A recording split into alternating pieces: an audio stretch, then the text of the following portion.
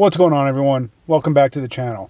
So today I am in my 2017 Dodge Charger RT, and I'm having an issue with my 8.4-inch UConnect system. I did a shorts video on it a few days ago, and I've been doing some research, and it seems to be a pretty common issue in these Dodge, Chrysler, Ram trucks, any of the Chrysler products that have this 8.4-inch UConnect.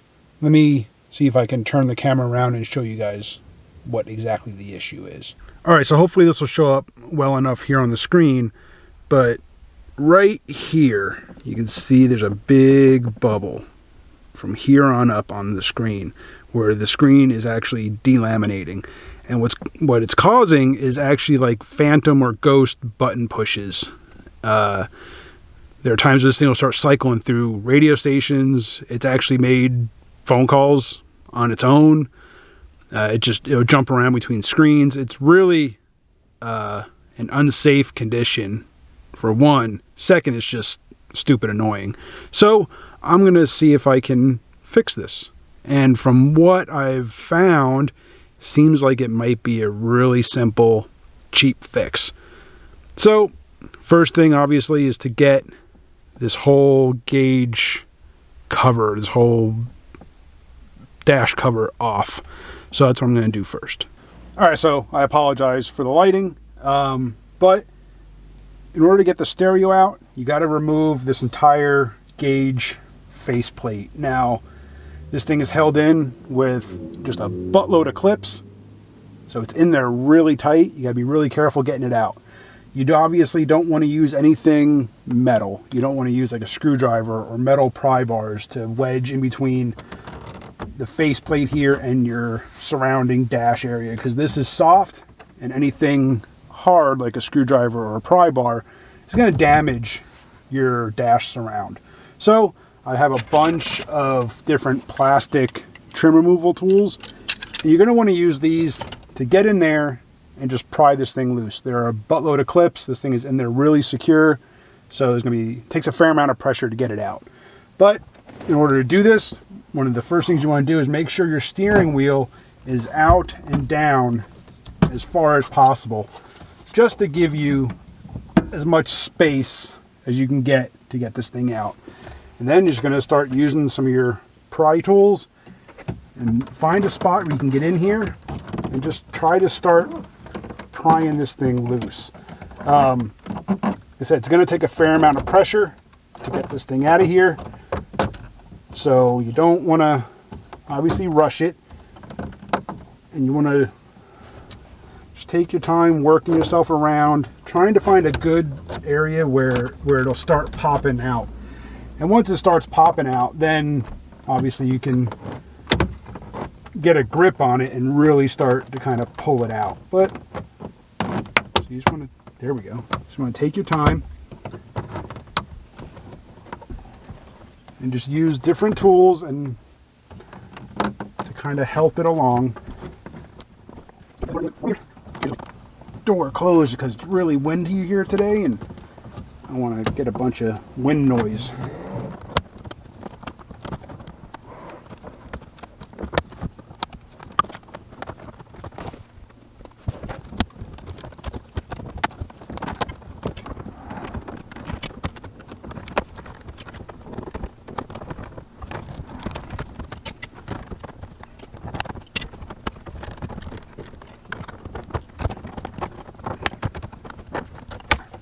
There we go. And it's out.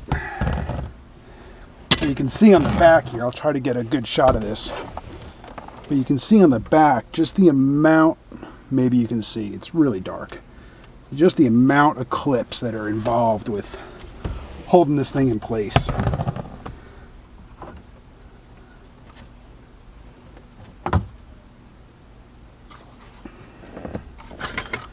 Alright, with that done, now we can remove the stereo. Alright, so once you get to this point, there are 4 screws, one on each corner, that you have to remove. Once you get those out, the unit itself will come right out. Now, I've already obviously been in here, and so here are the connectors on the back. Turn this thing around here. Try to get this to a point where it'll stay. All right, so everything, the connections are pretty simple. You know, they're all color coded, so putting this thing back in will be nice and easy. The hardest one is this one here. Now, all you have to do is get up behind this lip here and pop the clip free, and then the whole thing will kind of rotate up and this will slide straight out. Let me see if I can get a good angle and try to record that. All right, so hopefully this angle, I'll be able to get a good shot of this for you. Focus. There you go. I need to get up behind here. There's a little clip that needs to pop free. There we go. So that popped off. And now this, you're just going to kind of pull up on this tab, and the whole connector comes off. And the stereo is out. Once you get your stereo out, get it on the workbench, get yourself a good work area where you can kind of keep track of everything. I like to work in these aluminum like cooking pans just because it really helps contain everything. So once you get on the bench, one of the first steps you have to do is get this ring piece off of the screen.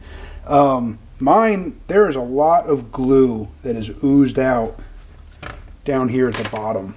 I mean, it's like all over me. So this is definitely a little messy. But on this, there are these little clip points that, so there you can see the glue. Just work your way around, pry them off slowly, take your time. You know, this is really thin. You don't want to put a lot of force behind it. And there is a wire right here. So I'm just going to kind of get this out of the way and try to clean up some of this goo that is just oozed out everywhere. I mean, this stuff is... With that off, then we can then work on getting the front apart. So the next step is going to be to remove this outer screen, and this is what's called the digitizer, and this is what basically allows your touch screen to work. So there are a couple of points here along the side where you can get something in there to pry into there, and like I said, this is glued down. So this is again, you want to take your time, don't rush it, don't try to, you know, use brute force to get this thing off. Just want to take your time, and I have some of these like Bondo body filler spatulas or whatever they're called. I'm going to use this to get in there and just to kind of start working this around, being careful not to put too much pressure. I'm just going to work my way around this thing and see if I can get this to raise up, because the problem lies behind the digitizer. So here you can see I'm using one of these Bondo spreaders, body filler spreaders, little, you know, really soft plastic to get between the digitizer and the screen. And you can see it's starting to separate. Just going to work this thing around. Just helping it slowly separate. Here you can see that bubble is spreading. Not putting a whole lot of pressure, a little bit, just to kind of help move things along. Getting the glue all over my hands.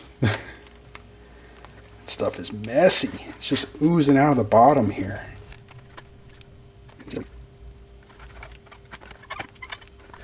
Not prying up a whole lot. I don't want to flex this digitizer at all.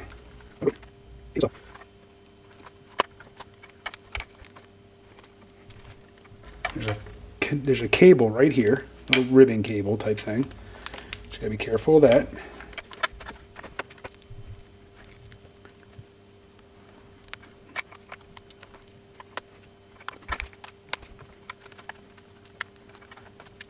So with the digitizer off now, you can see this just layer of glue that held the digitizer to the screen. And I'm not sure how well this is going to show up. Let me see if I can get a better shot with the camera here. but right here you can see where that bubble was, where this was already separating. Might be able to see it better up there on the, there you go, on the digitizer. There you can see where the original bubble was. So this part up here was already separating from the screen, and that is what was causing my issue. So I'm going to take some isopropyl alcohol, and I'm just going to clean this thing up. Well, after a bunch of cleaning with the isopropyl alcohol, both on the screen and the digitizer, I cleaned everything with some good quality glass cleaner and a lint-free microfiber towel, and got everything cleaned up, got all the any little hairs, any dust, dirt, anything off of both the screen and the inside of the digitizer. There are a couple of little scratches on the screen, and that's just from really trying to clean this thing up. I apparently scratched it a little bit, nothing major, nothing I think that'll show up once I get it all back together and in the car. So I'm going to go ahead and reassemble this thing. So before I mount the digitizer to the screen, there's one more step I got to take. Now, that glue that was on there not only acted as a glue, but it also acted as a thermal break between the screen and the digitizer. And when that glue broke down and got that air bubble in there, there was no longer that thermal break, and that's what caused interference with the digitizer. So, you know, instead of, you can't just put the digitizer right back on and not have any kind of separation between it and the screen. So I'm going to be using some double-sided Gorilla Tape. Now, I'm just using the clear, like regular strength, I guess. There's no need to have like really strong tape. You're not really using it as an adhesive, but you're going to use it more as a thermal barrier to set a gap between the digitizer and the screen. I've seen a lot of guys use the heavy-duty stuff, the black, but I was looking at it and compared it to like the regular strength, like, and they seem to be the same thickness. So in case this doesn't work, and in case there is still an issue with the digitizer, I want to be able to remove it relatively easily. So I'm going to go with the clear regular strength instead of the heavy-duty black stuff. So what I'm going to do is I'm going to just put this around the edge of the digitizer in the black area. I'm going to line it up with that, and then I'll trim off the excess, and then I will reassemble the radio.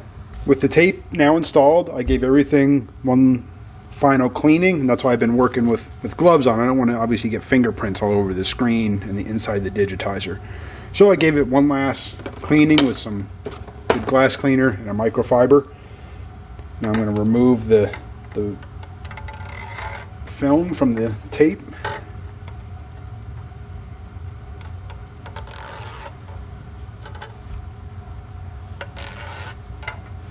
When you're trimming this, you got to be careful right around, obviously there's this ribbon cable here that goes between the board and the digitizer itself.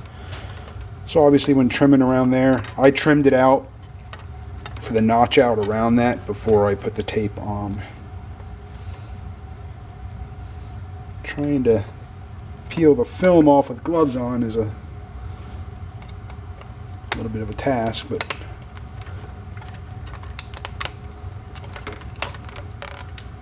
go. Alright, now we're ready to put the digitizer back on. Everything centered up.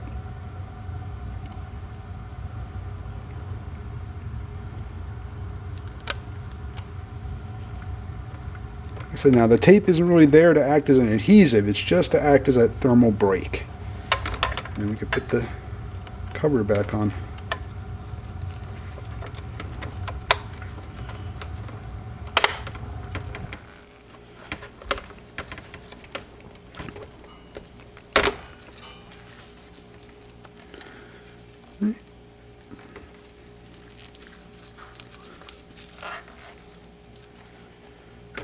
Everything reassembled. I'm going to clean the screen one more time, and then this can go back into the car. Alright, so there you can see the stereo is back in. It's not even screwed in yet in case I had to take it back out.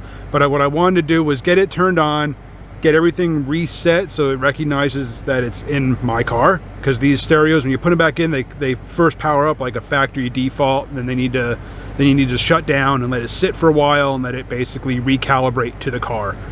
So I did that, so everything's up and running, but as you can see, all of my touch screen is working as it should. There's no more bubble. There's no issues with it at all. Everything is functioning as it should.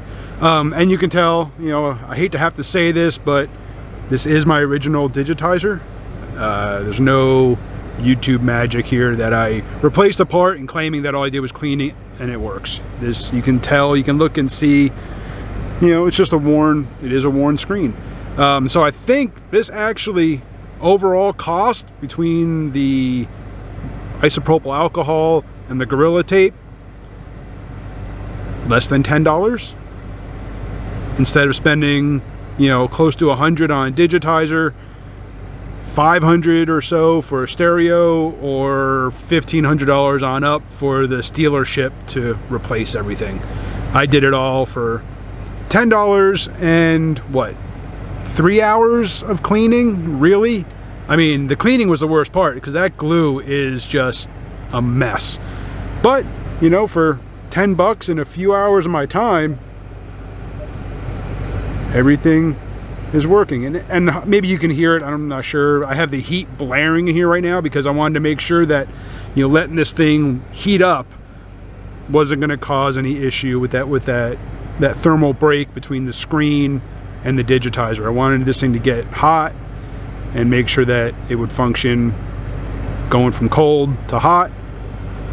And this thing hasn't hiccuped once. It's acting just as it should. All right, so like I said, for 10 bucks for some isopropyl alcohol, some double-sided tape, and a few hours of my time, I fixed something that, you know, could have cost $80, $90, $100 on up, depending on the route you go to fix it. Now, to be fair, to be honest, I do have a digitizer on order because, well, I wasn't sure this was really going to work. But that's supposed to be here tomorrow, and I will be returning it. You know, like I said, I watched a bunch of people on YouTube fix their UConnect stereos in this very same way. So, you know, if it didn't work, then I would have replaced the digitizer tomorrow when it got here. What do you have to lose? Give it a shot. I mean, if anything, you're only out a couple of dollars for supplies and, you know, a few hours of your time. And I saved myself, I think my screen cost $85. I'll link to the one that I bought down below. Like I said, I think it was like 85 bucks on Amazon. But I'll be returning it, and I saved myself, I think between the 10 bucks that I spent, what, $75 on up. Like I said, the dealership wants something like $1,500. So give it a shot. I mean, like I said, what's the worst that can happen? Thanks for watching. Hit that subscribe, hit the bell, and I'll see you on the next one.